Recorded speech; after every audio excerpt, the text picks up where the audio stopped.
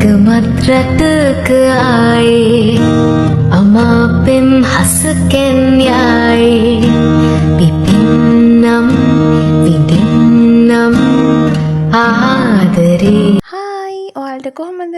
ඉතින් මේ වීඩියෝ එකේ තියෙන්නේ අපේ ගෙදර අපේ පවුලේ කට්ටිය මේ පාර අවුරුදු සැමරුව විදිය.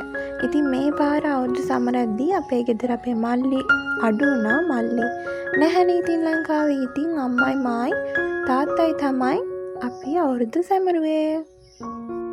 ඉතින් මම ප්‍රාර්ථනා කරනවා හැමෝගෙම ප්‍රාර්ථනාවන් ඉටු වෙන සාමය සතුට පිරි සුබ නව වසරක් හැමෝටම උදා වේවා කියලා.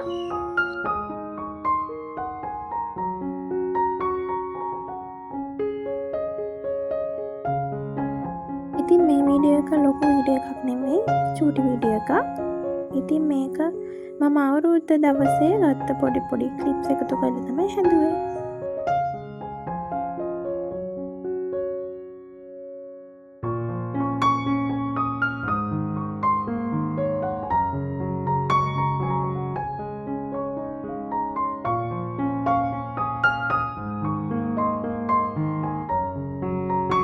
මේ පාර අවුරුද්ද වෙනදට වඩා ටිකක් හොඳට සැමරුවා.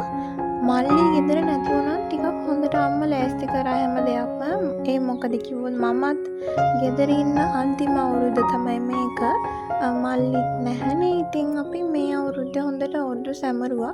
ගේ අතුලේ කිරි තිබුණ නිසා මට පුදුම දාඩියයි. ඊට පස්සේ මම ඇඳුම් මාරු කරගෙන ආවා. මේ ඉන්නේ අපේ ඉතින් මෝඩ බලු රාළ ටුටු. මෙයා මේ දවසේ ලොකු වැරද්දක් කරලා ඉන්නේ ඔය.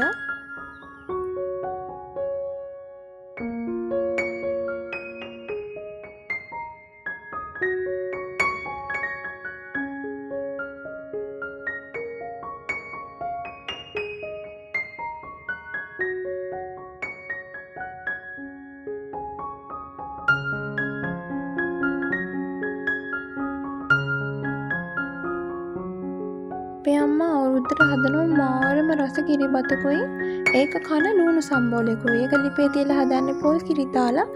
ඒක පුදුම රස. ඒක මට වෙන දවසකට කෑවට ඒකේ රසය නෑ. අවුරුද්ද දවසට හදනේ ලුණු සම්බෝලේ. අපි කියන්නේ ලුණු සම්බෝල කියලා. ඒක පුදුම රසයි. ඉතින් ඒක මම කොමාරියෝ කිරිබත් රැයටත් කෑවා සම්බෝලෙත් එක්ක. ඊට පස්සේ අපේ පැත්තේ තියෙන මුස්ලිම් අය ඉන්නවනේ ගොඩක්. ඒ අඳුරන අයට කැවිලි පාර්සල් ගිහින් දුන්නා. ඉතින් මගේ YouTube එකේ subscribersලා ප්‍රමාණය 50 සීමාව පහු කරා. ඉතින් මට ගොඩක් සතුටුයි. ඉතින් මා subscribe කරපු හැමෝටම ගොඩක් ස්තුතියි. ගිහින් එන්නම්. We were sparks on quiet streets.